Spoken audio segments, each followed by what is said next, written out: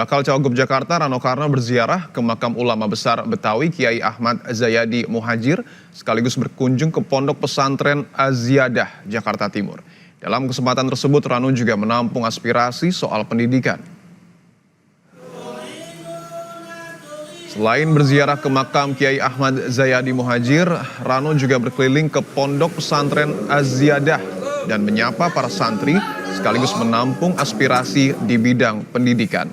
Ia juga meminta doa restu untuk berlaga di Pilkada Jakarta 2024.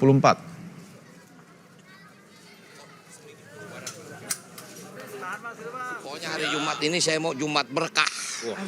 Amin. Berkah kunjungan, berkah dapat. Ini juga bagian daripada apa ya? Belanja masalah.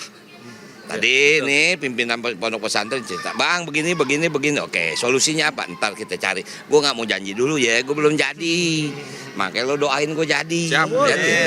Ya udah jangan panjang-panjang, ntar jadi kepanjangan kita. Ya.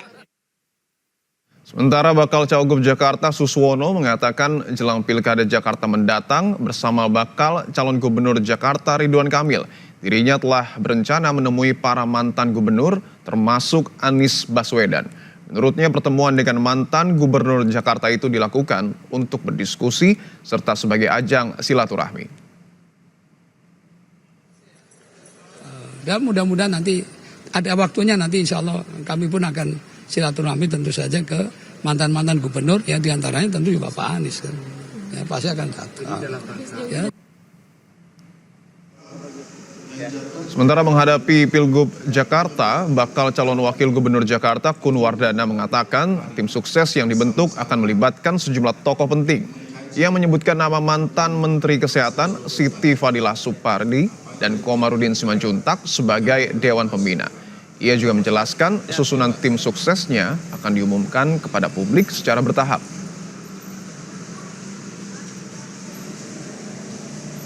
Ibu Siti Fadila itu adalah ya salah satu ketua kita.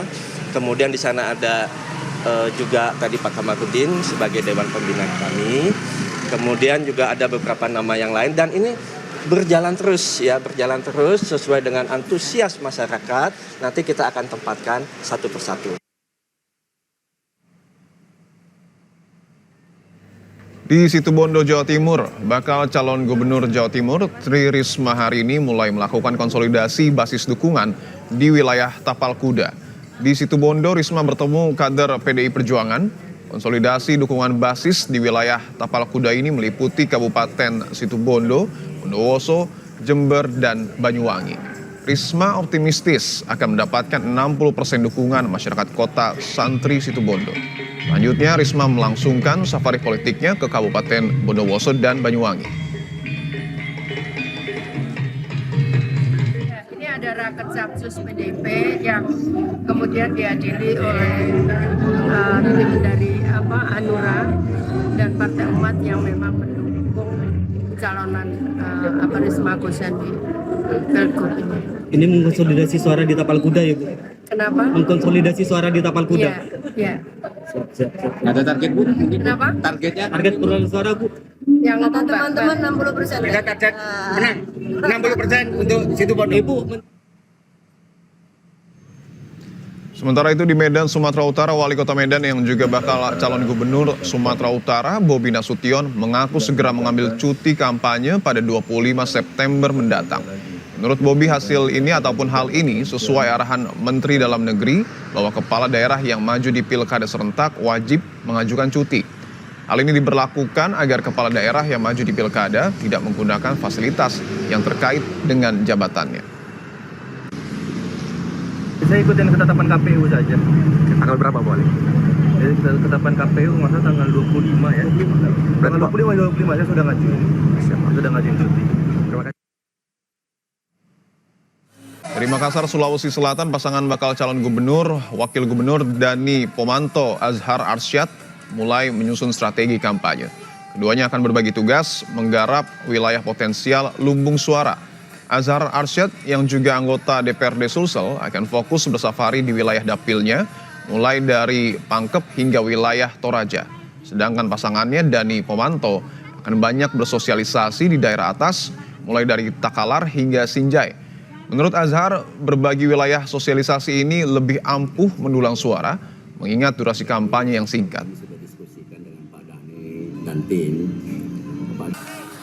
langkah awal itu mungkin menggarap selatan, Makassar ke atas. Sementara saya Makassar ke bawah. Tapi secara keseluruhan saya kira Pak Dhani akan berusaha untuk mengunjungi semua titik ya.